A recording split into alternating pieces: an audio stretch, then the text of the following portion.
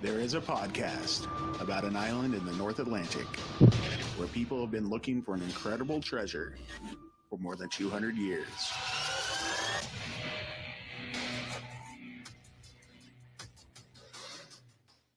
Hello and welcome back to Could It Be? An Oak Island podcast. We are your hosts, Deidre and Dustin White. Hey, we're back. Yeah, We're ready for season 8, episode 2. Yeah, back in the swing of this. I'm excited. Yeah, it was a fun episode last night. I think that there was a lot of character development. Yeah. And getting us back in the swing of things on the island, you know? Because we didn't even have, like, the main members of the team on the island until the end of the episode. No, and by main members, you mean the principal owners. Yeah. Right? Well, minus Craig Tester, but yeah. I know, right? But it was so full of goodness in 1 hour. Like we were saying that last week we had a 2-hour episode and, you know, there was a lot going on. Yeah. And I was really bummed when it came to the end of this episode. I literally said, wait, it's ending? Well, luckily, it's a series. And that means there's usually something next week until they get to the end of the season. But, you know. Mm-hmm. Yeah, so, I don't know. A lot of good things going on this week. We've got some stuff happening at Smith's Cove. Haven't seen Smith's Cove in a while. I know. That was exciting. We had a trip to Carmen Lake. Mm-hmm. You know, we had a little bit of this, a little bit of that. The boys are back in town. We had a lot 15. Yeah. A lot on lot 15. Yeah, oh, man. So where do you want to start? Just at the top of the show and move your way down? I was thinking that because really it was mostly broken up by areas anyways. Okay. So I guess we drive straight into quarantine time. Oh, my gosh. The Marty Lagina workout program. I need in. He needs to make a series of DVDs or tapes or whatever. You know, little maybe he needs a YouTube channel dedicated to workout. Well, yeah, I'm thinking like P90X, but like I don't know, ML Extreme. I pay $9.99 per month and subscribe to the Marty Lagina workout. It's a business opportunity, Marty. There you go. Yes.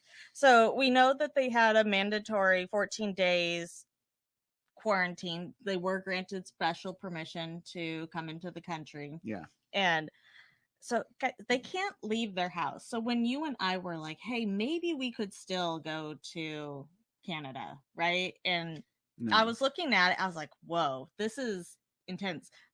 So the quarantine, you can't leave the property. Mm-hmm. So you need to already arrange to have your groceries delivered to the property because you can't have contact with any third parties either. Mm-hmm. And, you know, they went there directly from their planes. And then so imagine how much Dr. Pepper was delivered ahead of time. But, you know, and the government, they call, check up, make sure you're there every day. So they didn't go anywhere. Nope, they're stuck. And that's why Marty, whoa. Yeah, Marty had quite the quarantine. I saw like a Rocky montage flash before my eyes. Yeah, you know, all it was missing was like the running up the steps and like slugging the meat. Mm-hmm. You know? Calls it another sweaty day in quarantine, and Alex is like filming him. Yeah, Alex is like, "Yeah, go for it, Pop." He's like, I swear he's getting pure entertainment out of this. Yeah. He's like, "What day is this?" Like you're making a documentary about a Marty in the wild, and he's like, "Day 8, and I'm growing a beard. I'm not shaving it off till we are free." That's so funny. Yeah, so it has him. You know, he's even like using a sledgehammer or whatever to like. What is he doing with the fence? He's making an axe cut wood fence. Yeah. So I mean, he's just out there killing it. Alex pretty is good. Like, pretty here, fun. Let me set up this bike trainer for you that doesn't go anywhere, but you know maybe it'll help him burn energy. Well, he was virtually passing everybody on the highway. I actually wrote it down. Passing them like they're standing still, baby. Feels like a good Marty quote. It was pretty good. He's losing his mind. He was probably a little bit losing his mind. He was making the most of it. He was banging on the drum. Oh yeah, that was funny too. Yeah, that's a gift waiting to happen. Mm-hmm. Yeah, probably. I could make that happen. All right, so then we had Rick, and he looked like he was like clipping coupons at first. That's what I thought, he was clipping coupons. Well, and it wouldn't surprise me either. You know, he seems like the type that's like, hey, I'm gonna save every penny I can so I can put it in the money pit. You have Marty and Alex in one house, and it is just like the polar opposite, I think, over at Rick and Peter. It kind of looked like a bachelor house too, huh? Yeah. It didn't look like it was sparkling clean. They were just they were living in it. They were doing it. They were making those origami box things. Yeah, that's what I wrote down too. Origami. Looked like it. I used to make those as a kid. Like, you'd make them and put stuff in them, make 2 lids. Yeah. Yeah, and he said you have to make 50 more. Yeah. And then they'll have to plant them. So what is it? I think they're for trees. It looked like maybe they had some like sap, like little trees and they're like on the compostable. Front. Yeah. Well, they compost down, so they'd be easier to move or whatever. But I was thinking about all the work that's gone over on Isaac's Point, and we'll get into that when we get there. Yeah. But I was like, oh, maybe Rick thinks, you should leave it just as good or better than you found it. So they're probably doing some planting after all the digging they've been doing these last few years. Yes, sure. We even see Peter Finetti taking a jog. Yeah. It must be just jogging the perimeter. He's sealing the perimeter. Make sure nobody's coming in. Sounds good. And then like my note for Alex was, we see Alex chilling. And they're saying that they're just killing time waiting to get on the island. I want to see the text string between Alex and Peter while they're in quarantine. They're like sending each other videos. Look what he's doing now. Oh my gosh. Has that one gone crazy? Because I just imagine those two going back and forth reporting on them. Yeah. And then Marty says like he's frustrated being in quarantine because he's used to freedom. Yeah. He looks frustrated. Yeah, it's all good, Marty. You got out of there. It's all good. He said, because when he gets out, he's gonna release a firestorm of activity. I'm like, oh boy. Yeah. Good thing that he wasn't in there longer than 14 days. Yeah, in my notes, literally what I wrote next is boom.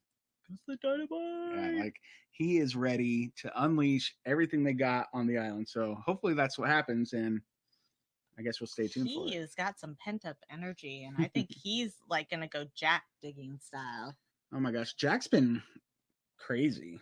Like with his digging. Oh, we're going to get to his digging powers. Yeah. It's a lot. It's a lot. Dig. It's what he likes to do. What he likes to do. Yeah. All right. So then we move over to the island. Yay. We get some activity happening on Lot 15. Yep. And Lot 15 is where David McInnes, Aaron Taylor, and the resident archaeologist, Laird Niven. The supervisor. They're all hanging out, working, doing what they need to do. There's a recap of Fred Nolan's old map that he had made with a noted old tunnel entrance, possibly somewhere around Lot 15. So I had exciting noted stuff. The 3 of them with their powers combined were the trowel team. The trowel team, yeah. Kind of like the A team. Oh my gosh, they need to have like a thing where they stand in a little triangle and they put up their trowels together. You hear the swing or whatever, and it's like this shiny. Yeah, when our trowels combined. Yeah. Well, when the trowels combined, they find some interesting stones with beveled edges. Yes. And drilled holes, apparently. Drilled hole and beveled edge. Yeah, so that's what Aaron Taylor discovers, and he brings Laird and David over to look at it. It looks man-made. It looks handmade, and it looks peculiar. And it is. He says he's coming down on the rock, and it's pretty obvious that it looks like this flat stone with the hole in it. It was very similar to all the different ones that they have found all over the island, right? And you want to tell them what you said about the flat stone? Oh, yeah. We were watching it and I was like, oh my gosh, what if they turn it over and it has like codes on it? And that's like the 90-foot stone. 90-foot Wouldn't that be something? That'd be like, oh man. I was hoping. Well, we didn't come to pass. The end, it's sitting on the table and we don't see it. I I really want them to be like, okay, Marty, turn it over. And then all of a sudden it's like glowing with or it just they turn the stone and look beneath it. Peace on earth was all it said. But oh my gosh, like what if I feel like all the stones need scanning if they are even close to the right. Yeah, they need to do some kind of LiDAR or some kind of crazy yeah, I'm sure they got one of those in the cupboard. They could just, do a little scan. Why not? No, they remember when they found the supposed 90-foot stone, they took it to the research center and they did some scans on it. There you go. You never know.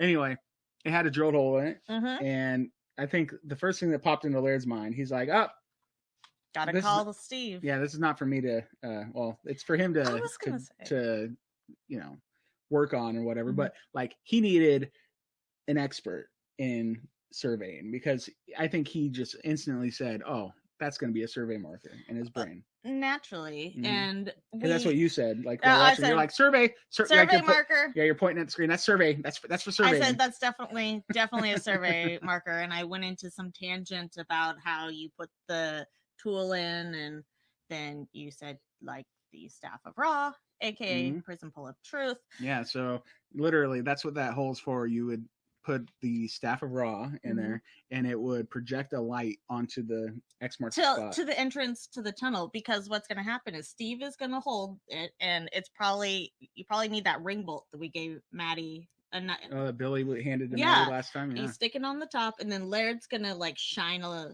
light with his trowel through it, and with their powers combined, they find the tunnel entrance. So I think so maybe one of our listeners can help us. We need a name for Laird's trowel because like Steve's GPS stick thing. What is that actually called? The RTK. The RTK. We call it the prison pole of truth. Even though that's a prison pole and an RTK are not the same thing. It's okay. Is it? Yeah, it's fine. And then, but we need to have a name for Laird's trowel. We do. The mighty trowel? No. Oh, no. I keep going to like the golden trowel, but that would be a really crummy substance to like use for archaeology. It would be a bummer. Yeah. Because it's soft metal and it would chip away. Yeah. And then they'd be like non-ferrous metal hits. And Gary would find it later. Yeah. So there was a flashback sequence from Clotworthy that he's talked about. Frederick Blair found a drilled hole in a stone in 1895, just northeast of the Money Pit. Correct. And then in 1937, Gilbert Hedden found a drill hole near Smith's Cove, and it made a perfect east-west line from Blair's discovery. Pretty cool. That is really cool. Yeah, and then Clotworthy noted that other treasure hunters, including Fred Nolan, have found similarly drilled holes across Oak Island that they believe to be part of a treasure map.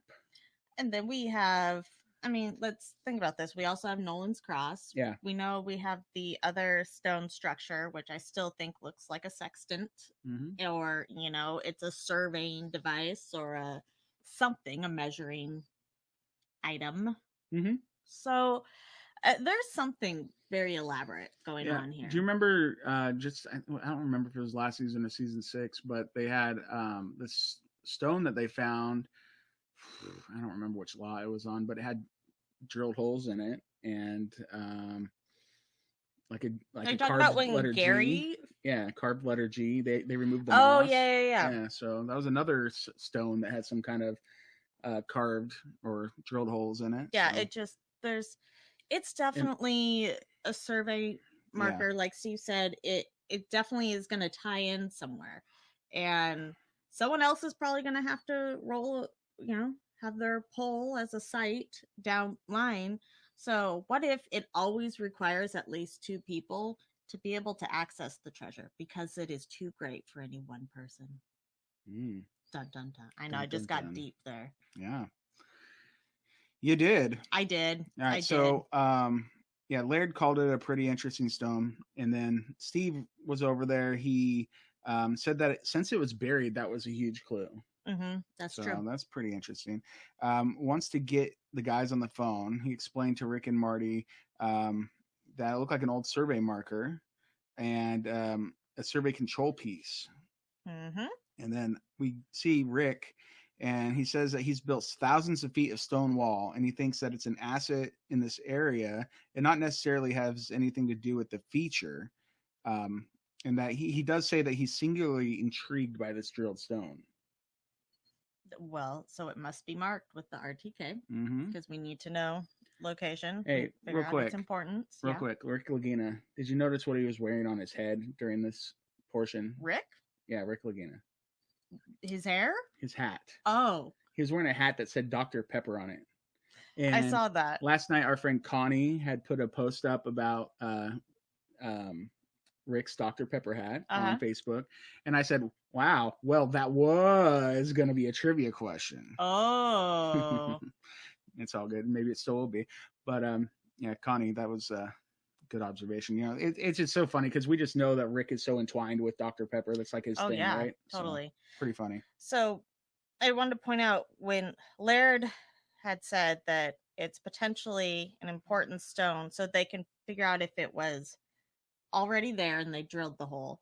If this particular stone was brought and placed here, you know, did it come from somewhere else? I mean, did it come from somewhere else in the world? Did it come from somewhere else on the island? That's what they thought about the 90-foot stone too. And the 90-foot stone was said to have been non-native to the area, the kind of rock it was, and that it would have probably been brought over from Europe or whatever, and either carved. It could have been carved beforehand. You know, for all we know, could have been carved on the ship. Could have been carved once they placed it in the 90-foot hole. It doesn't make sense unless it's super important to bring it overseas because of weight. But it definitely seemed very deliberate and different from this structure. So, anyways, the more you know. So we're gonna learn some more about it. I still think it's where you stick the prison pole of truth. Laird shines the light off of his. I wanted to say spade off his trowel through it, and then we get the entrance to the tunnel. Yeah, well, just like I've always wanted. Do you want a trowel? He's always got a trowel handy, you know. Just like I've got that button on his handy.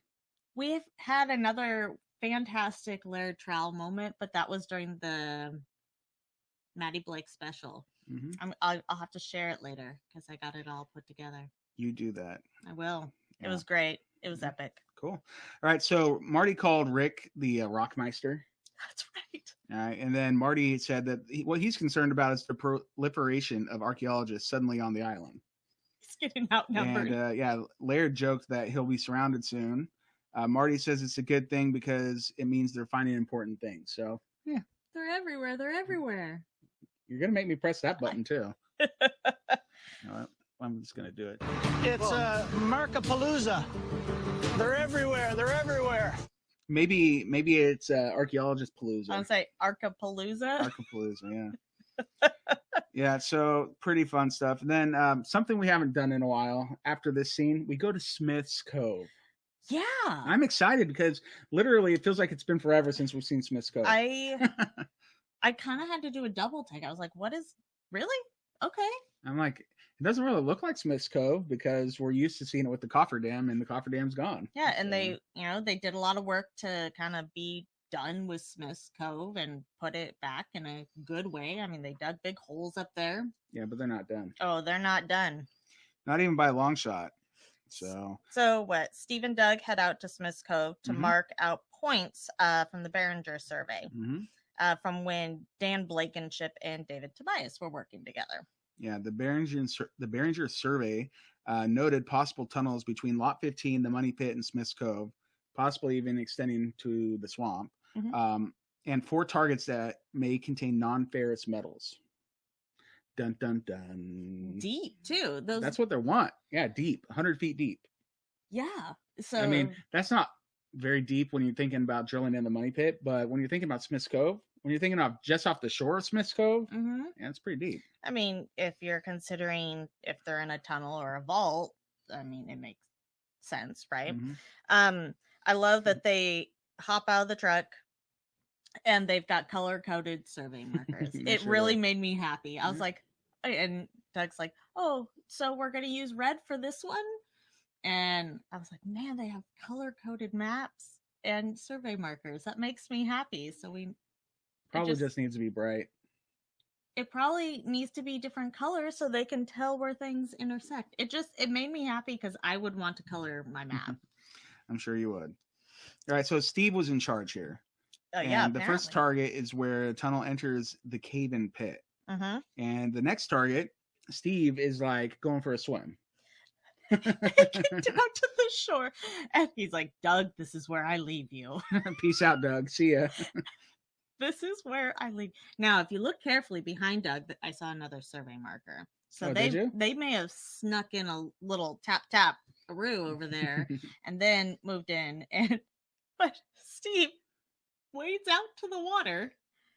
Wade in the water. He's got no waders on. Yeah. No, he had his boots aren't high enough. Yeah, his boots aren't high enough, but I think he had like, rubber boots on. Yeah.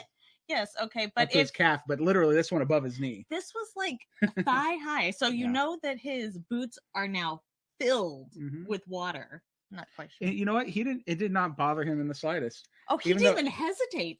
Even though we know he's the germaphobe guy, but like any kind of bacteria hanging out of that water didn't bother him. No. He's like, I got a job to do. He's like, Doug, this is where I leave you. What I want to know, why didn't the waters part? Ooh, good question. Like, I've got a real problem with this. Maybe it's just that he wants to be like Moses, so he can part the waters, and he can't do it right now. Like, is the curse like his kryptonite? Is like the island holding him back? I mean, he has 2 sticks out there and a hammer. Yeah, so if you don't know, we talked about this with Steve and Laird when we had them on our pregame live stream a couple of days ago or a week ago. And what were we saying? Laird would be like who? Like not just Moses. Oh, because we talked about, so Gary had given him the nickname Harry Potter. Harry Potter. I'm like, why? And he said, because of his magic stick, Okay, it's not a magic stick. That's what he called it, and he doesn't know Harry Potter, so his magic wand. And then you said something about Gandalf.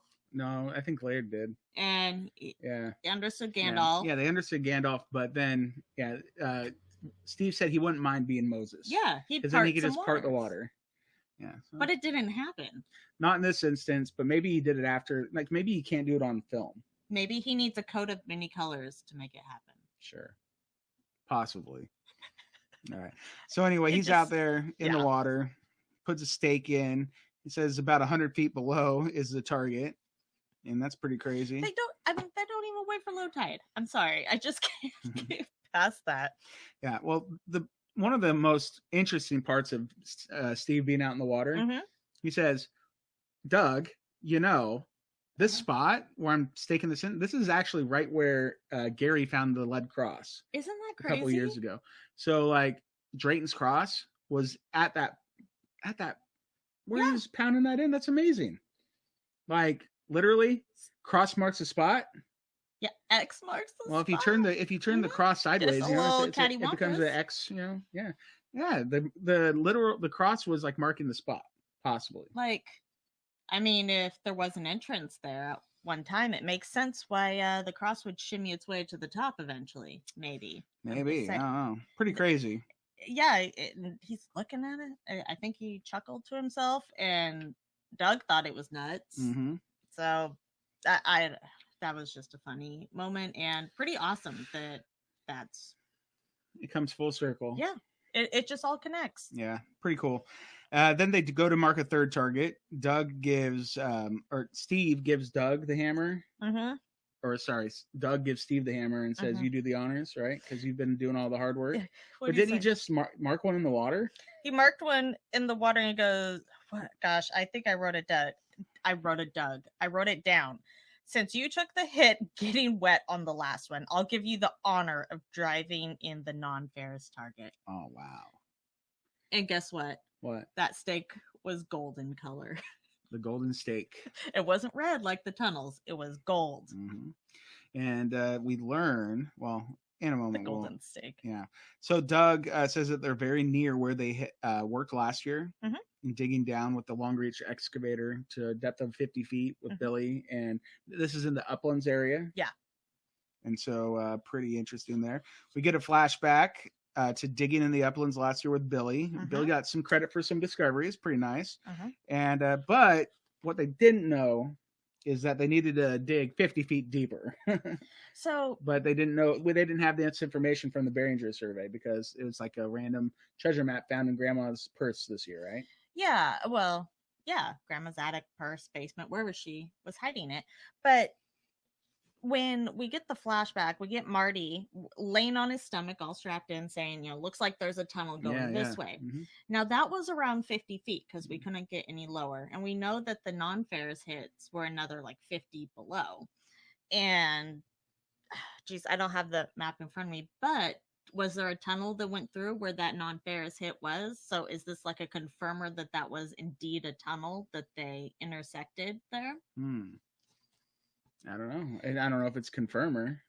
I don't know, but it looked like there was something there. I thought that was really interesting that it was right in that spot. Do you think they'll call it the Behringer Tunnel, or will it be Billy's Tunnel? No, the non-ferrous hit will be Billy's, and we should talk about that. That's Billy's gold. Yeah. All right. So anyway, they get Marty and Rick on a little Skype FaceTime. They say FaceTime. Whatever. So Doug's he's an Apple guy. It must be like that Laird. Got to watch out for them. Yeah. So anywho, they called Rick and Marty to fill them in on what they've been doing in Smith's Cove and the uplands and the cave-in pit areas. Doug says that the Behringer Survey fits very well. Rick asks about where the non-ferrous target is. Steve models as they show him where the stake is put into the ground, right? I literally wrote Steve models. Yeah, me too. The gold stake for them. Yeah, he's it's like a showcase for Price is Right or something. He puts his foot up in his finger. That's pretty good. It's okay, Steve. We don't look at each other's notes. Yeah, just we so don't. You know. That's pretty good. All right, so he was up there modeling, and then Doug informed them that they're about 15 to 20 feet away from the crane pad that they had in Smith's Cove last year. Mm-hmm. So that gave them an idea of where they were. Marty asked if you can get any more classic than that. Out of the archives, you find a treasure map, and it says that the Behringer Survey is like that. It gives them 4 non-ferrous targets. People weren't burying aluminum cans, so that suggests gold and silver.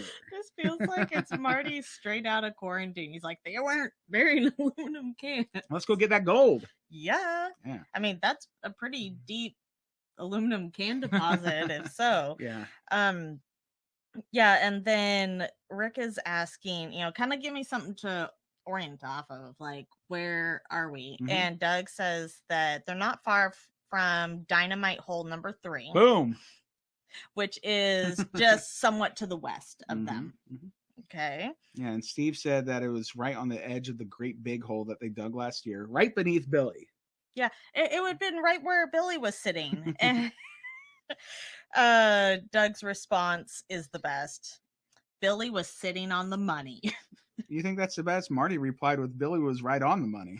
No. If Billy's sitting on the money, he's got a golden egg, and he won't live that down. I mean, we renamed it to Billy's Bay, and apparently he knew where the treasure was. He's just sitting up there.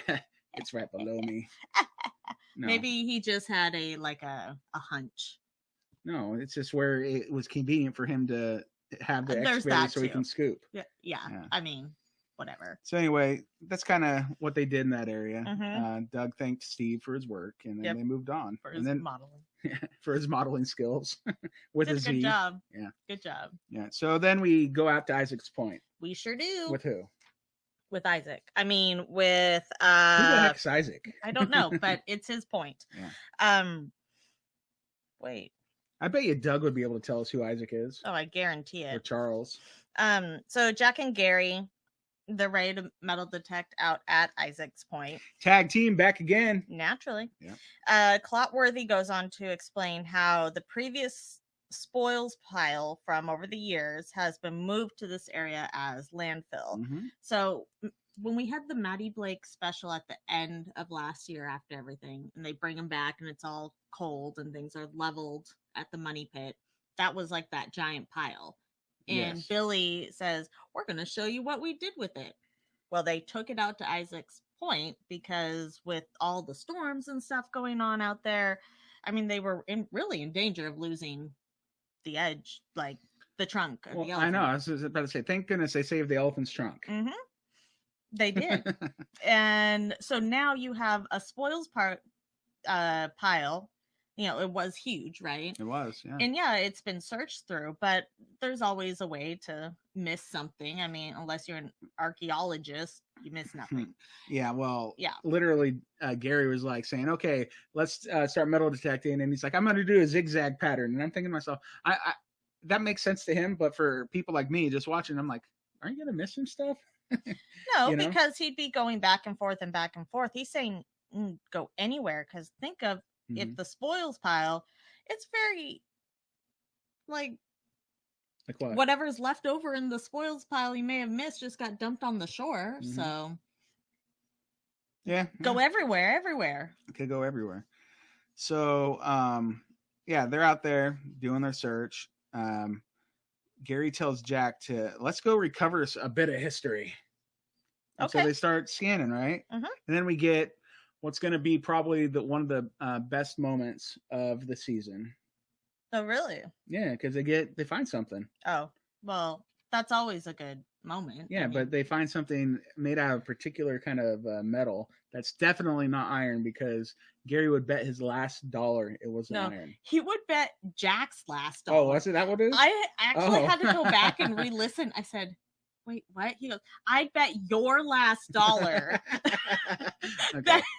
That it's not metal, or that it's not iron. I was like, funny. Did he just bet Jack's money? And he's like, dig. And Jack's like, I better find it. It better be right. He better be right. And then he goes to town. Jack's just like, dig. What do you like to do? Like, he's like in fast forward. Yeah. Yeah. And, well, okay. So earlier they had said, I guess was it last episode, that this has been the driest summer in Nova Scotia that they've had in like a really long time, right? Which has helped them with the search. Which has helped them drain the swamp and all that. But it's really hurt poor Jack, because like it is so dry and compact. He can't use that giant shovel, like, okay, normal size shovel that he has. He has to get the little guy. He has to get the little guy for some leverage, and he's just hacking. He needs a pickaxe just to get stuff out. He needs a pickaxe to find a pickaxe. Exactly. Yeah. But they didn't find a pickaxe first. What did they find first? A pewter spoon bowl. Yeah. Did you clip that out? No. Aw, we don't get the pooter. There was so much pooter in this episode. I'll have to go back and do some clipping. Yeah, so a pewter spoon bowl, and he dated it back to the mid 1700s. Jack says it could have been depositor or searcher. Yeah, I mean, sure. And then Gary says that pewter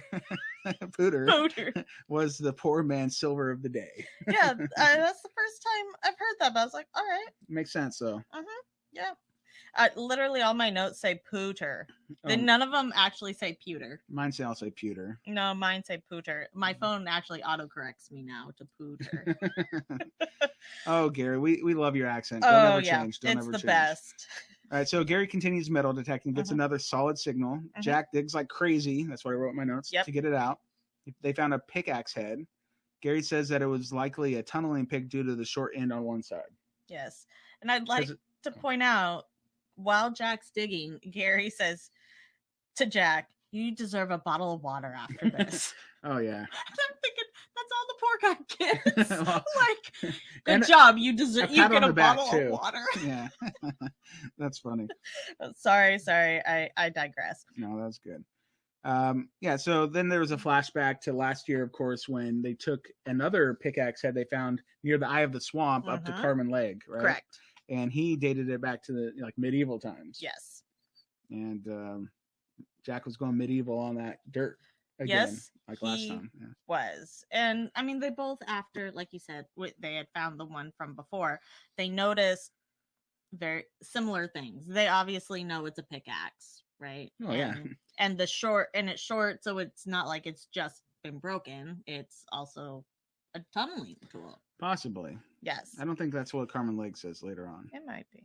All right. So that's kind of all the metal detecting we do this episode. And then we move on to another part of the island for what? Yes. So we go over near Smith's I was going to say Smith's Cave. So Smith's Cove, aka Spoils Tables. Yeah. Right? So they're sorting wash table. Wash table, whatever. Yes. It's only that's what we've been calling it for like 3 years, but whatever. We have called it the HMS Wash Plant and all kinds of things. Sure. So the spoils table is fine too for this second.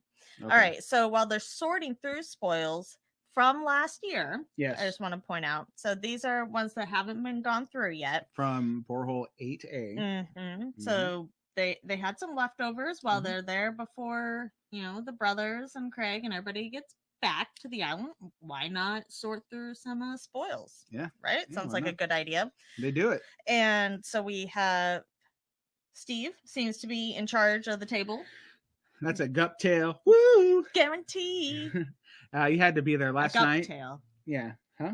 Oh, I thought you said ducktail. No, I said gup tail. Oh, yeah, it's definitely a gup tail. Yeah, so last night during our Oak Island pregame live stream on Facebook, that's at facebook.com/OakIslandPodcast, we we're talking about, I don't remember what, obviously Steve Guptail, obviously Treasure, but anyway, something came up and he became Guptails. Woo! And anyways, moving on. So Steve seems to be in charge, but so we have Josh Ballard of Billy's crew. Yeah. And these guys work for Gerhardt Property Improvement. And Michael John, also Billy's crew. Yeah. I have a note that says Billy is literally bringing in reinforcements. Like, yeah, I was thinking Billy's army. Maybe because of the pandemic, things had slowed down for like Billy's other businesses, and he said, "Hey, you go work at Oak Island. We don't have this other stuff going on, so maybe you could go sift through the spoils." And he kept them employed that way rather than having to potentially lay them off or something. Because who knows? This is a pandemic. Early on in the pandemic, or people like they would have normally had doing other projects, right? Yeah.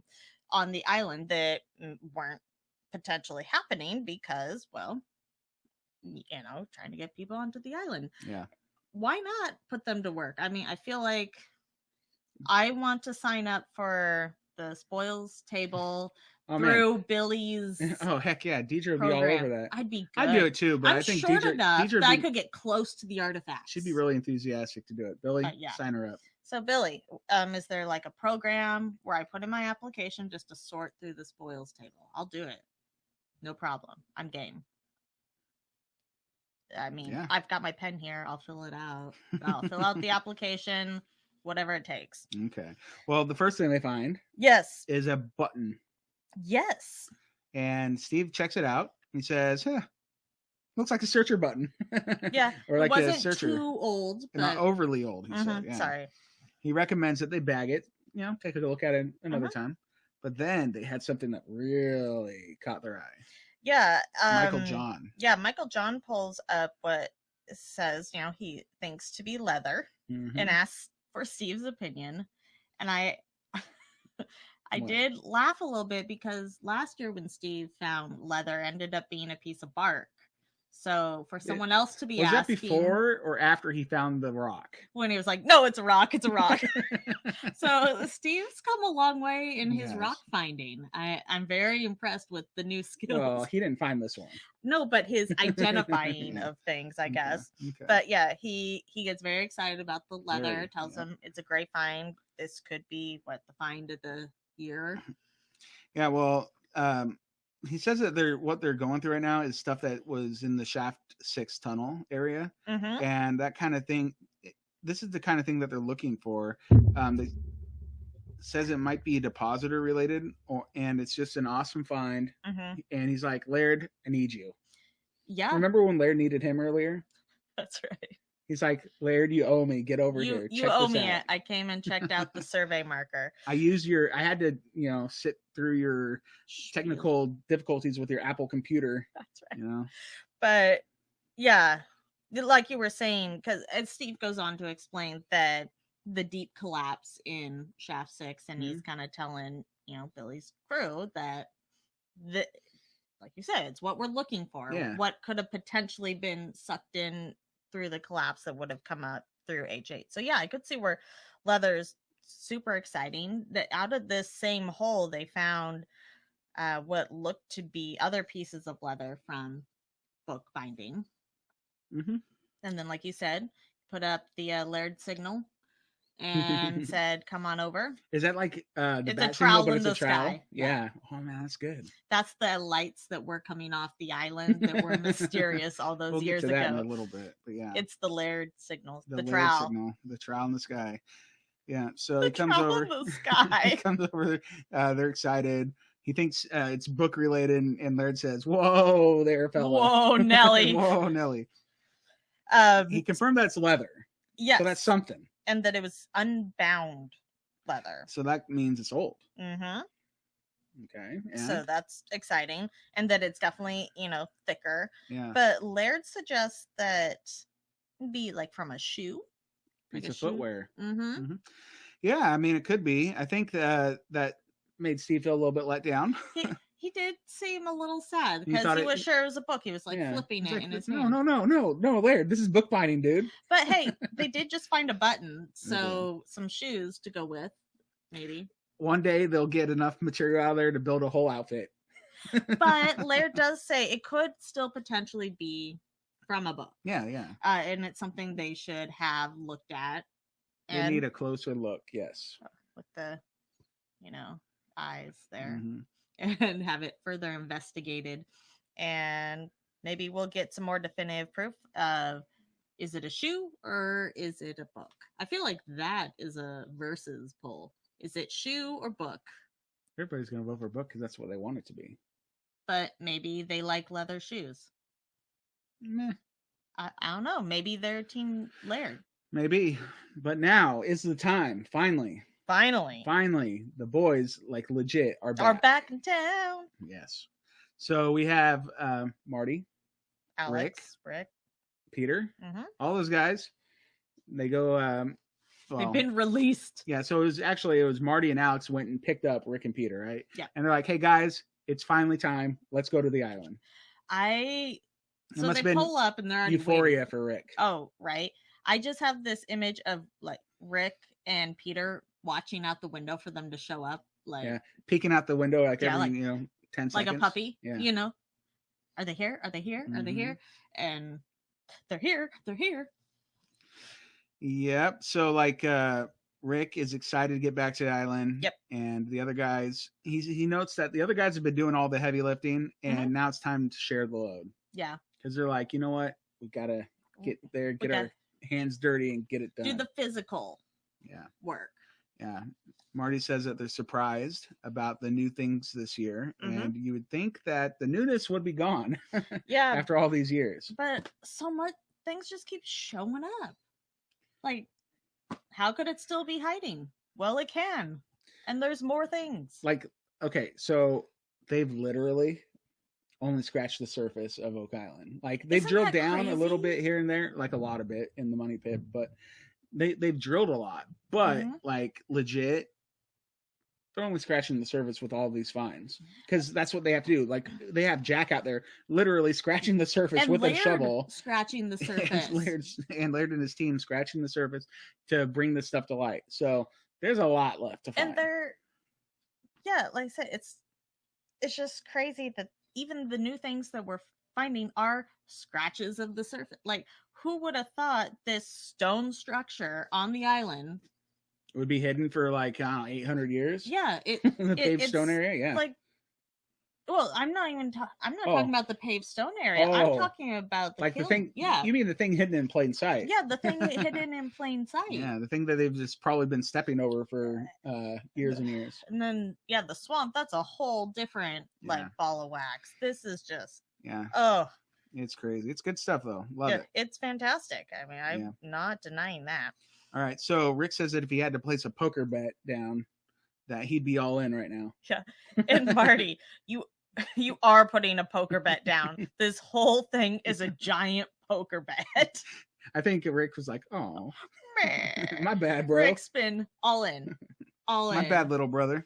But Marty's like, it is. He knows. Yeah, and even Peter piped up.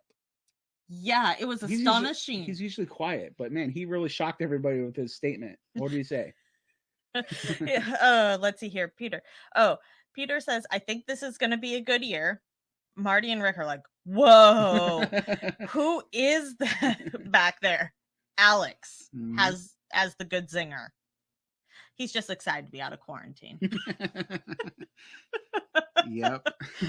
Oh, they're a bunch of witty ones. Yeah, it's just funny because we know Peter's like skeptic, right? Kind of like he's the Marty. You know, Alex is too. It's 3 Martys in that car driving with 1 Rick, but Marty is slowly becoming a Rick. Like he's made that turn. And I feel like Peter is closer to a Rick than we realize.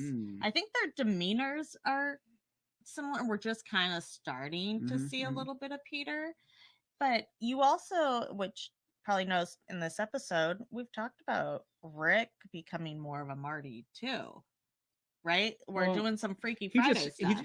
I think he just really is interested in pushing the technology aspects of like Marty had in the past. Well, Marty still does, of course. Yeah, he just doesn't want to get excited too soon. Yeah, because they've seen a lot of things. Yeah, like Jack Bagley has become the ultimate Rick. Oh, yeah. Because he gets overexcited about everything.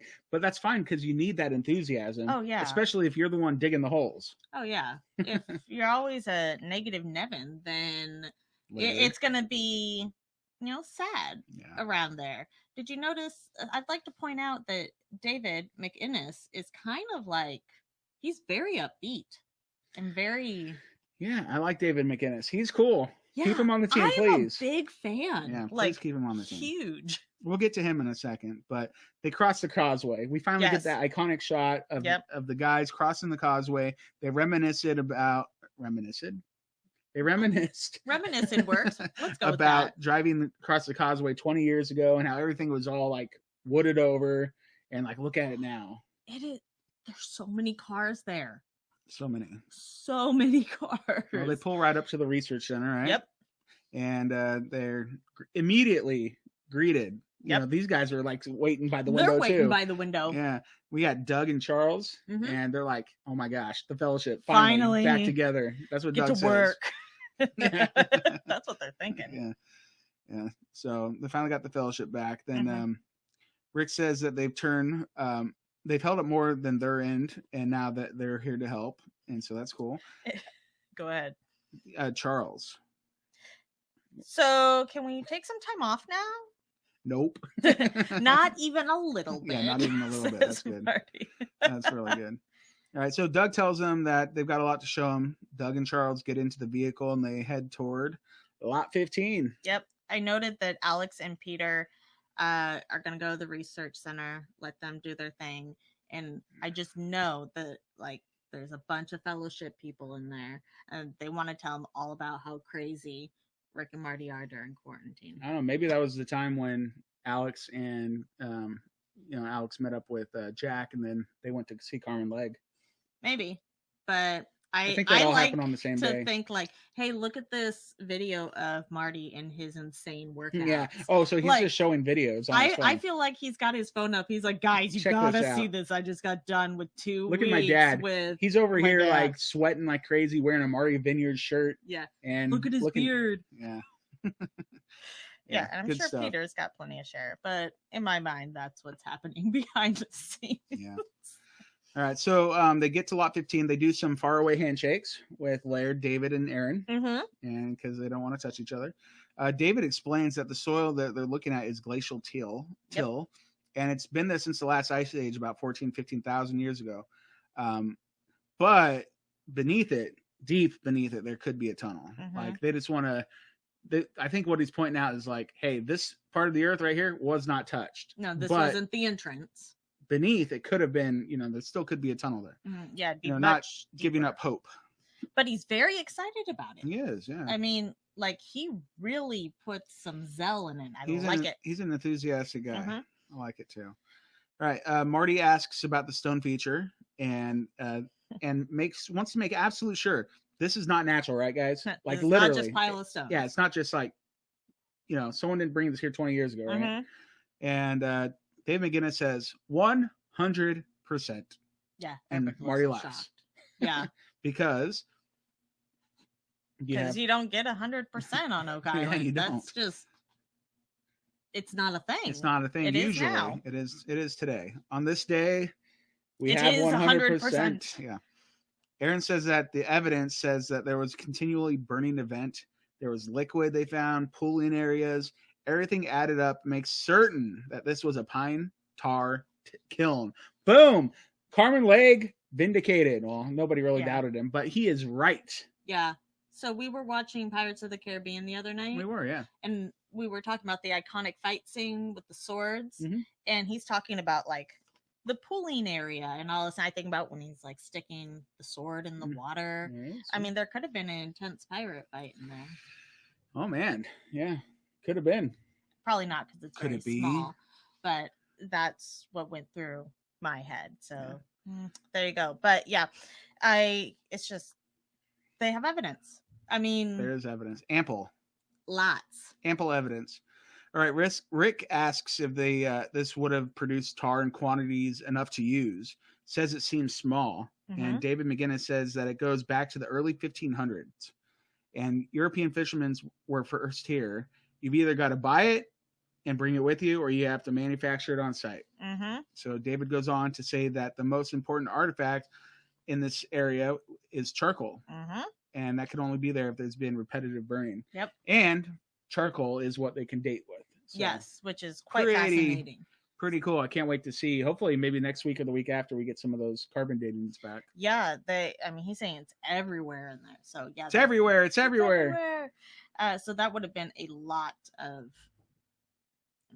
But that was I just had put down. It's a really great question by Rick because it was, while it's small, like, could this be enough for sealing ships or whatever? And Laird chimes in, saying we've been talking about using this for like marine environments, right? That they used it for that, yeah. Mm-hmm. But what if it was used in the construction of the money pit? That blew my mind because like Laird doesn't just bring up the money pit. Laird wants to stay far away from the money pit. He's not a money pit guy. Yeah, he's not like the guy that is super invested in the money pit because it's been all torn up so many times, over the last 200 years that there's basically almost nothing he can do there unless you get really, really deep. So, and then we've also talked about like the clay out of the eye of the swamp. Yeah. And that being used for, say, waterproofing or just clay in general. So if you've got tar coming out of one place and only 500 feet away, you're pulling up clay. I mean, there's probably enough waterproofing material there to get it done, right? Yeah, I mean, possibly. Laird seems to think it could be a possibility. I was just impressed that he even said that. Oh, that was cool. Yeah, and the conversation about it looked like it was put together rather quickly, a little bit maybe more crudely than you would for more of a permanent structure. Mm-hmm. So what if this is for a one-time use? It could have been. Could it be? Could it? 1500s when they dated it. Somewhere that's what they're suspecting. So it's pretty old, yo. Well, he's at least that style, whatever it is that's made there. Yeah. Yeah. So then Laird goes on to note that the first thing that Daniel McGinnis saw, like the original discoverer of the money pit, the original treasure hunter, what he saw that brought him to the money pit was a bright light at night. And Laird said, well, maybe somebody was making tar at night with fire, Yeah. So like literally in my notes, I wrote, that's almost an aha or a gobsmacked moment. I wrote, it's an aha moment. There you go. It's just, I couldn't. I'm surprised that Marty didn't say, oh man, I'm gobsmacked. Right. It just, and knowing like, so in general, like folklore, legends, local stories and such, they're often rooted in some type of truth or whatever, right? Yeah. So, I had kind of written off this whole idea that these lights even came from the island, but he has a point. If we look back to the lore of the island and thinking about, okay, let's say there were lights, strange lights flickering. It would make perfect sense if they were burning. Well, yeah. Like way to link the stuff together. For me, it was an aha. Yeah. Well, I'm happy Laird brought it up because that's pretty flipping cool. I wish I would have thought about that last week when they were talking about the pine tar, because literally I could have been sitting there saying, lots of fire, lights in the sky, put 2 and 2 together. Luckily, Laird's had a little more hands-on time than us, and he knows a little bit more. But I don't know. It's just like, whoa. We should have been able to draw that conclusion before this came up, but obviously cool. Nobody else around him had either, based off of their reactions. Yeah, it's pretty neat. Yeah, it's a win for Laird. Yeah, so Rick says that the prospect of what they're learning is exhilarating. David McGinnis said that they're finding new questions, and Rick says, you know what Rick said? Rick said that they want answers. Oh, I was going up. So, because David says, whenever we dig, we find new questions. We find enigmas wrapped up in questions. And I was like, that's a pretty good one. Yeah. It made me laugh. Yep. So sorry, I didn't jump to your Rick. My bad. I didn't read the whole quote, but yeah, that's it. Yeah. Yeah. Rick just wants some answers. I'm sure he loves the new questions too, but it is what it is. Laird said that one way or another, Laird says that the one way to find answers is to get back to work, and that's music to Marty's ears, I'm sure. Say, what a Marty. Yeah. What a Marty. Laird is a Marty, for sure. Totally. Yeah. All right, so Laird says, "Hey, Rick, Marty, let's go back to the war room." Yep. And so they head back. Yep. Got some stuff I want to show you. But before they sit down, or actually, so while they're doing the site survey or whatever Rick and Marty and Charles and Doug were doing with Laird and his team at Lot 15, that's why I think Jack and Alex were hanging out with Carmen Legg during this point. That's more practical, but I like my story better. Yeah. All right. So they go. Alex and Jack go visit Carmen Legg, and he's got a legit new blacksmithing shop. Okay, wait. All of his appearance fees on Oak Island really paying off. They called it the Northville Farm this time. Isn't it usually the New Ross? Yeah. It's in a new area. It's new. So he has a new place. They didn't just build a new... Alex even said, he noted, oh, nice new place. Okay. I was trying to figure out, is he on a different place on the same place? It's not the New Ross Or is it farm. A new place acquiring some real estate? New Northville Farm. Copy that. Thank you for the clarification. Yeah, so Jack is happy to bring stuff to Carmen, of course. So he shows him the metal artifact that he and Gary found up at Isaac's Point. Yep. And Carmen says, it's a pickaxe. And they're like, yep, that's what we thought. We all concur. Yep. Well, I think actually even before that, Jack hands it to him and says, I think we all know what this is. Yeah. We hope so. It's not a spoon. Yeah. So Carmen says it's very old. After, when I hear Carmen say very old, and he said things like medieval, I'm thinking, ooh, really old.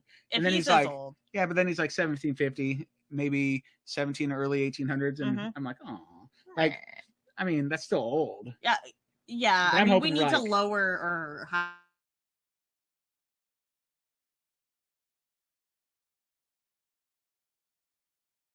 Season 1, Yeah, season 1. Oh my gosh. If we find anything predating 1795, we're going to be so happy.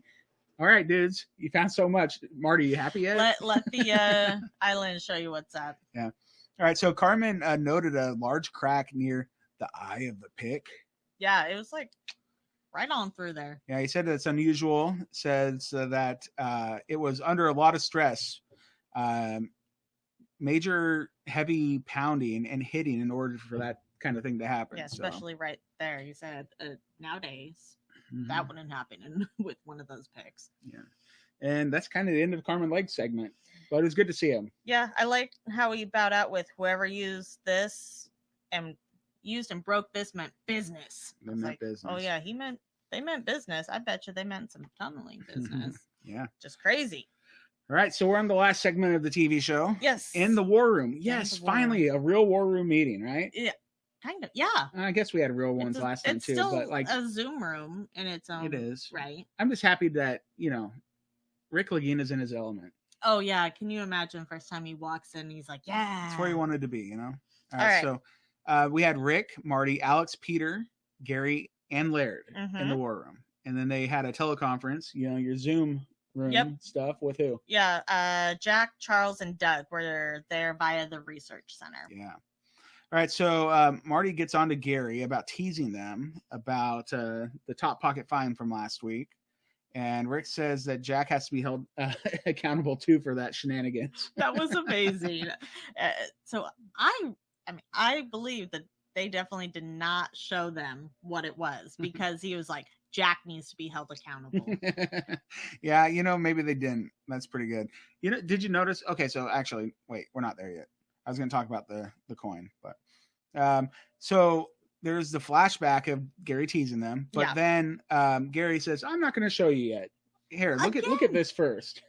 And so he pulls out the axe head that they found from last week, not the pickaxe, but the axe. The rigging, rigging axe, right? Yeah, and he said it probably dates to 1720 to 1740. And Marty says, "Laird, you good with that?" Yeah. Do you agree? Do you too come to terms? Yeah, and so he's like, yeah, that's right. Yeah. So that's cool. And then Jack said, like, they're like, this isn't your Top Pocket find? And Gary's like, no. And then Jack's like, but he tried to put it in his top pocket. It won't fit. That's funny. Something I noted was that Laird had about 12 index cards in front of him with artifacts on them, and the giant stone. We didn't touch on any of that. But maybe next week's episode will pick up where this one left off. I really hope so. Yeah, and we get some of that because I want to know what Laird found too. You know, he's probably like got the nails and the slag from last week and some other, you know, probably like charcoal and whatnot too. Yeah. So maybe they didn't show it because they've already talked about it. Possibly, but we haven't talked further about the stone the survey marker stone or potential 90-foot stone. I know. Turn it over. I know. There's inscription there, yo. You never know. It says more than LN. It's not Laird Niven stone. I know. Anywho, but I love that Gary, and because Marty wants to see what the other Top Pocket find is. Yeah. And Gary looks at Laird because little competition there. He's like, you may have the biggest find, but it's not size that always matters. And he pulls it out of his pocket. Oh man, I laughed pretty hard. Yeah, it's pretty good. Yeah, so we have Gary handing the Top Pocket find finally to Rick Lagina. And something I immediately noticed is they must have had probably conservator Kelly Barassa taking a look at it because it's cleaned up. Yeah. It's because last week Jack was gonna pour some water on it to wipe it off, and Gary's like, no, young man, bottle of water. Yeah, this is too important to screw up. Yeah, I wouldn't. Yeah, so it's obviously cleaned up. So I'm thinking probably Kelly Barassa. He's the one that cleaned up that brooch with the leaves on it last year. Yeah, he's done a couple different. Yeah, and he was there doing the test pits in lot 25 last year. And so maybe they took it to him, maybe someone else, I don't know. But it was cleaned up. It looked very goldish. But Gary, I'm mixing Laird and Gary now. Oh, there's so many people. Usually I put Laird and Terry as Larry. I know. But now it's Gary and Laird. Yeah. Whew. All right. So Gary said it was copper. Yes. So that's it's still cool. Yeah. Still old coin with a square in it. Yeah. Square hole. So Gary said normally when he would find an old coin like this with a square hole, it would be an old colonial era coin where people have punched out the face on the coin. They've defaced the money. Like King George, bye. Peace out. We don't want you. He's thinking this was in someone's pocket, and it could be, late 1600s, early 17, possibly older. He's saying that it looks like you can still see some inscription around the outside. Yeah, he said there's some heft to it. Yeah. There's a thickness to it. And if you look closely, you see some kind of symbol on it. So that's super exciting. That's really cool. Hopefully we learn a lot more about it very soon. It looked like on there wasn't a traditional next time on the Curse of Oak Island this episode, but we went to Beyond Oak Island next, and during one of the commercial breaks, we had like preview for next episode. Yeah. And they talked about it being potentially Chinese. Yeah. Just like Deidre said. Yeah, we've had a lot of teasers about Chinese and like that being related. In the Maddie Blake special last week, he had said something about it being exotic, possibly. So, and very old. Yeah, so we'll see. I mean, is it older than the lead cross, Drayton's cross? Maybe. That'd be crazy. I mean, I wouldn't be surprised. And this is where I kind of noted that Rick says we need more experts and technologies to weigh in, which made me feel like he was pulling a Marty. Like, guys, let's make sure. Let's double check our work. And what if they could take this and have it laser bladed? You know? Yeah, as long as there's a clean spot, I would assume. Yeah, well, they're just going to apply the techniques and technologies they've learned and reapply them to this kind of thing. And then, if there's more avenues for new technology, you know, they're always up for trying something new. Yep.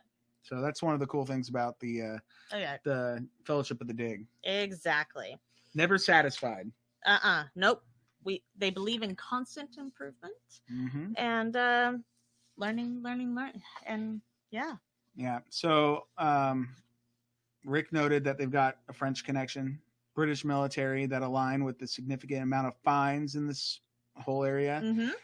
Yeah, like you said, more technology, more experts. You know, it's exciting. It is. It's so much, and as Marty kind of ends it out, is the island's teased us long enough.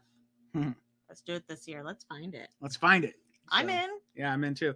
We are here for the ride, Rick and Marty. Oh, yeah. I'm 100% all in, invested. Let's go. Yeah, let's get Craig Tester to the island. Yeah. I know. Yeah. Craig. All right, so that's like the end of the recap. It was a good episode. I enjoyed it. Not a whole, not a bunch of crazy stuff happening. Just good to have a lot of good the stuff. Community. The fellowship back together again. So that's always fun. It is. This show is half treasure hunting, half brotherhood, and they go hand in hand. The cast, So I love the treasure part. We love the cast part. So it was a good episode. All the parts. Yeah, very good. Yep. All right, so we have Clotworthies. We do. What happened with Clotworthy last week? Oh yeah. So last week, as we talked about, is it that like it is? It's traumatic. Yeah. So we had posted for you guys to vote for Clotworthy moments on Twitter. Yep. And then we went to go post them on Facebook. And there was some issue. They took away the poll option. Yeah, Facebook, something changed in the past, during the off season for the Curse of Oak Island. Like it used to be pretty easy to make a poll. And Deidre found a way to do it, but then it didn't work. It wouldn't upload. So there's a potential workaround.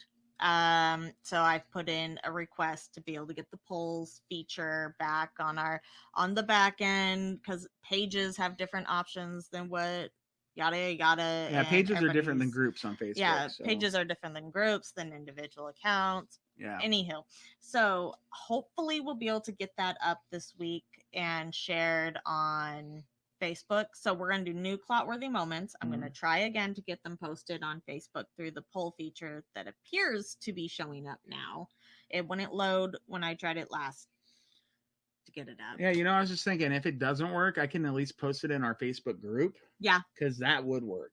Yeah. Because I've been making polls in different groups lately. So there's this an week, incentive to join our it'll group. be on Facebook regardless. It'll either be in the group or on the page. Hopefully the page, because we have more people that follow the page, obviously. Yeah. And we want more people to vote. But we did have votes on Twitter. And so Twitter alone decided the Clotworthy champ That's heavy this week. for Twitter.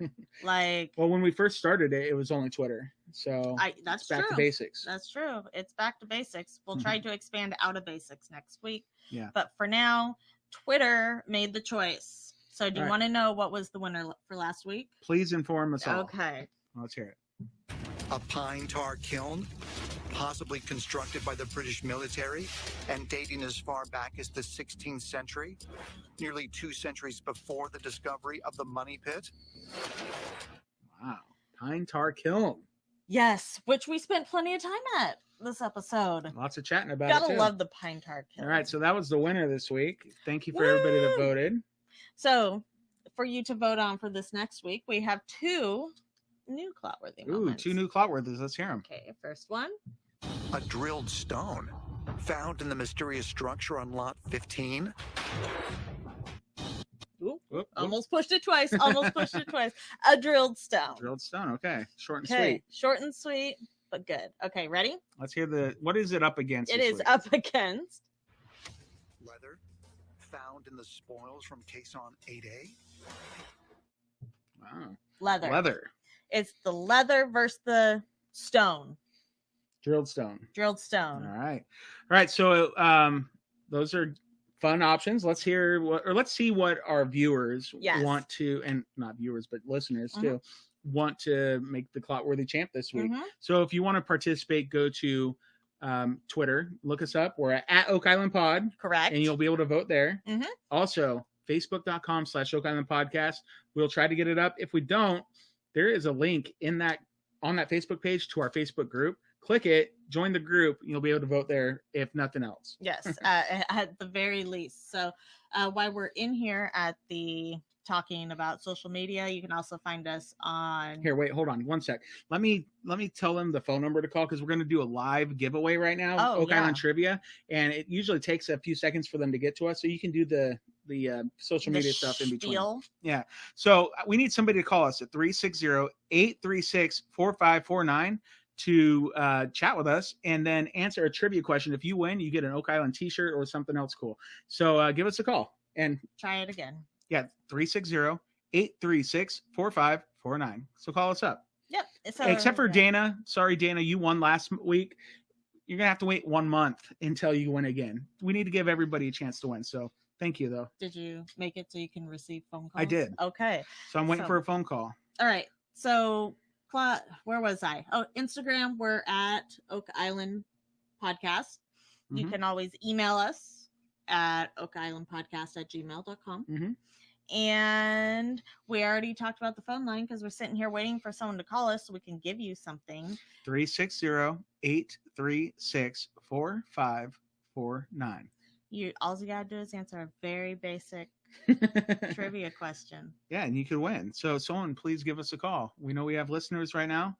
Yeah, come on, win something. It'll be fun. Winner, chicken dinner. Yeah, and then when we're done doing the trivia portion, we do have a voicemail that we're going to play today. So you haven't heard that yet. That's going to be fun. We do have an email to read.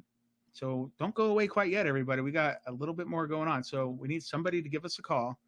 360-836-4549. 360. It's 836-4549. 4549. Are you putting it in the chat? I'm trying to. Okay, just to make sure people get it. Oh, there you go. Baller, look at me. Somebody call that number, please. I'm using technology right now for those of you that can't see what's going on. Yeah, she brought the number up on the screen. But so if nobody wants... Anyways. Oh, we got a call. Woo! Are we ready for this? Yeah, go ahead. All right, 1 second. Let me get them connected. Hi, this is Oak Island Podcast. Who are we speaking with? This is Lynette Keeney. Hey, Lynette. How's it going? Oh, pretty good. Yay! Hey, thanks for calling us. I hope you're ready to answer an Oak Island trivia question. Before we get to that, though, how did you enjoy the Curse of Oak Island last night? Oh, I loved it. Yeah. We got great new seasons coming up. Yeah, it's going to be a good one, we think. We're really excited about it, obviously, as well. And, so I'm glad you enjoyed it last night. Now, let's get to your Oak Island trivia question. Yes. All right, so if you answer this question correctly, we'll give you a $25 gift card to our Redbubble store where you can buy basically anything you want. There's like T-shirts, there's pillows, there's face masks. What else do they have there? Coffee journals, cups. Coffee cups. Yeah. Multiple choice question here. Yeah, so the multiple choice question, are you ready for it? Yes, sir. All right. Actually, I'm not ready for it. Just disappeared on me. Okay, there you go. All right. So what brand was the vehicle that Rick, Marty, Alex, and Peter drove over the causeway on? Was it 1, Ford, 2, Jeep, 3, GMC. 4, Chevrolet. It was a Yukon. GMC? That's right. Yes, it was a GMC Yukon. Woo! All right, so Lynette, we're gonna get together. Just send us a message on Facebook, and we will get you the code or the gift card, the virtual gift card, to get Oak Island T-shirt or something from our Redbubble store. Okay. All right, thank you. Hey, thank you so much for calling, and congratulations, you're a winner. Great. Y'all are great. Oh, thank y'all. Thank you so much. Have a good day. Thanks. Bye-bye. Bye-bye. Yay, Lynette. That was awesome. Congratulations. Yay. Winners. Win. That was awesome. Win. That's what she did. So that's what she did. That is definitely what she did. So, hey, if you want to do it, you can do that next week. We're going to be here, going to do the same thing. Just save that phone number and just be ready to give us a call when we get to that portion of the show, and boom, you could win. Except for Lynette and except for Dana. They can't win next week, but they'll be able to win again in the future. Yes. All right. So we're almost wrapping up here. We do want to play this voicemail. You got to hear it. Do we have a review? We do have a review. Were we doing that too? Is that what you said? Yep. Okay. Sorry. And an email. We got lots going on still. Oh my gosh. Don't leave yet. Sorry. I was all done over here. Nope. So I'm just sitting back. All right. Take a listen to this. Okay. You ready? Hi, this is Cody from Louisiana. And I don't know if y'all are going to cover this on the podcast, but my favorite part, absolute favorite part of the episode was the small part when Laird and the new archaeologist are carefully sifting through, I can't even say what it's really, carefully sifting through each little tiny piece of dirt with a little spoon, carefully picking out the tiniest little bit. And then the camera switches to Jack, and he's ripping trees out of the ground and kicking rocks over. He's just throwing dirt and grass around. I'm sorry, it just couldn't be more classic Jack. And he's so opposite from Laird and the other archaeologists trying to do everything correctly. Okay, thanks, bye.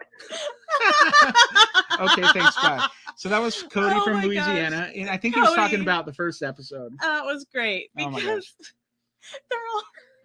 Because I could see it now. The shift in Jack's like throwing grass and dirt, kicking rocks. Oh my gosh, yeah. So the Jack 6000. Yes, that was the Jack 6000 at. Oh man! Oh my gosh, good stuff. Obviously, Cody was tickled about that because he couldn't stop laughing, and now you're laughing. So that was pretty good. That was a great moment. Thank really you, good. Cody. Yeah, thanks for calling, Cody. Man, that just when I heard that. Because I heard that before, DJ. Yeah, that made my day. That was really good. Oh, that was good. All right. I would love to hear more of what like your favorite moments are. So you guys should leave us a voicemail and tell us what your favorite moments were from this episode. You should. That was a lot of fun, right? And please do. It's the same phone number for the Oak Island trivia. Yes. So, good stuff. All right. So now we have a 5-star review from Apple Podcast we'd like to read. Oh, hey. This is from our friend Justin Poor. He's like somebody that plays trivia pretty often. Awesome. We see his name pop up all the time. All right, so it says Acorn. Yeah. Yeah. All right.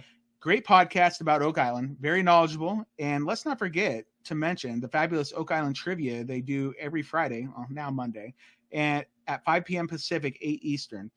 Dustin and Deidre are very entertaining. Aw, thanks. Thanks, Justin. You guys warm my heart. Yeah, for sure. And we do have one email from Dana. She's a winner last week in Oak Island Trivia. Win. Yeah, so she emailed us. I think this was it might have been during our podcast or after our podcast last week, because this has been sitting in our email thing for a while now. Inbox. There you go. That's the word. Thanks. You're welcome. All right. So it says, first of all, I want to tell you how much I appreciate the effort you put into making last night really special for all of us fans. This is talking about Laird and Steve. Oh, yeah. Great. It was terrific spending 4 hours immersed in all things Oak Island. For me, I celebrated by putting my Marty Lagina hat on and making a 30-bottle batch of classic red Tuscan wine. I think I'll call it Ruby Brooch Red. Brooch. Not brooch. Okay. Yeah. Ruby Roach bread. Brooch. Then I sat down with my Gary Drayton treasure hunting cap and the buttons, gold and iron spike I found in Christmas stocking last year. Nice. Thanks, Santa. I poured a big glass of wine so that Steve, Deidre, and Laird wouldn't be drinking alone. Thank you. Then I grabbed my iPad and watched your pregame. Awesome. Please do it again. And thank you. And no, thank you for hanging out with us, Dana. It was fun. Yeah. We might have somebody special on our pregame next Tuesday. Working on it. So hey, and Steve and Laird said eventually they'd come back again. So if you didn't scare them too much. I know. I'm a little frightening. You are. Look at that. Look at those crazy eyes. The people that are watching. I've been known to have crazy eyes. All right. So hey, we just want to say thank you to everybody that's supports us, that just hangs out with us, that gives us any of their time, because time is valuable, and if you spend any of it listening to us, thank you so much for doing seriously. So. All right, the last thing is I want to talk about Patreon, because what we're doing with Patreon now, anybody that supports us through Patreon is going to be supporting the Oak Island Trivia prize pool, basically, and for our giveaways and whatnot. So we appreciate anybody that has supported us. If you would like to join them, go to patreon.com/OakIslandPodcast. You can do, a couple bucks, $5. One of our listeners, Becky, yesterday increased her monthly donation from $5 to $8. Oh, well, thank you. So killer. Thanks, Becky. You didn't have to do that. We really appreciate it, and thanks for the support. Yeah, it allows us to pay for the shipping when we're sending you things, because we buy books, we ship books, we ship do the cards, trivia winnings, any of the trivia winnings, gnomes. Yeah, and it might even help us eventually buy some new podcasting equipment and video equipment or something. Yeah. So we appreciate you guys. Thank you so much. If you do want to join them in supporting us, we would love it. And it is patreon.com/OakIslandPodcast. Yep. Is there anything else? I really don't think I have anything else. All right. Well, that was a good old long fun chat tonight. Yes. Today. And we want to say thank you to everybody that tuned in on Facebook. We did this live. And thanks for everybody listening. Yeah. And I think that's it. There will be another episode later this week. Yeah. For Beyond Oak Island. Oh, yeah. We didn't even talk about Beyond Oak Island. We're not. We got too much going on. Yeah, we're going to do a podcast just about Beyond Oak Island. It's going to be on the same feed. So you'll have a choice. You could, if you don't want to listen to a podcast about Beyond Oak Island, it'll show up. You could just say, I'm going to wait till the next Oak Island podcast. Yes. And that's totally fine. Totally cool. One other thing I forgot to mention, I'm wearing my hoodie right now, and people on the stream can see it. It's Hogwarts, Harry Potter. And I just wanted to give anybody that hasn't done it yet a reminder. Just before season 1 began, or actually about 2 months ago, we did a live stream where we sorted all of the members of the Fellowship of the Dig into Hogwarts houses. It was a lot of fun, and I thought I would wear this to remind myself, and luckily I did right before we finished the podcast, that you should go back and listen to it if you haven't heard it yet. It's a lot of fun. Yes. And so that's it. That's all I had. All right. Now let's actually leave. Okay. All right, everybody. Have a great night. And until next time. Could it be?